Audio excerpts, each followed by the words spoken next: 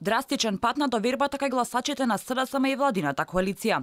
Дури 180.000 гласови помалку освоја социјалдемократите и интегративците во споредба со последните избори кои се одржаа во државава, односно локалните, каде владината коалиција имаше 505.000 гласови, за сега да паднат на 320.000 гласови, што е во рамката на партиската база на СДСМ.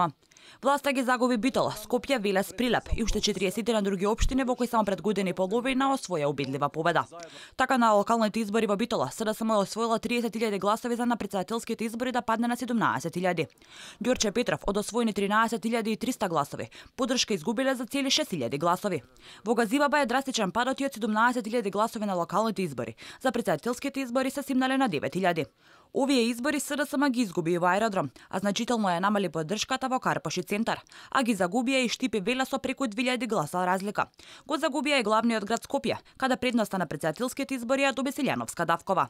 Рамката на партиските гласови не успеа да ја пробие и непартискиот кандидат поддржан од ВМРО ДПМН и коалицијата за подобра Македонија, Гордана Силјановска Давкова, со освоени 319.000 гласови. Но сепак она што е важно да се издвои дека по поразот на локалните избори на ВМРО ДПМН, опозицијата успеа да ја врати поддршката во поголем дел од општините. Опозицијата на локалните избори извојува победа во само 3 општини, но според резултатите од вчерашниот ден, може да се забележи дека во над 40 на општини водството е токму во рацете на опозицијата.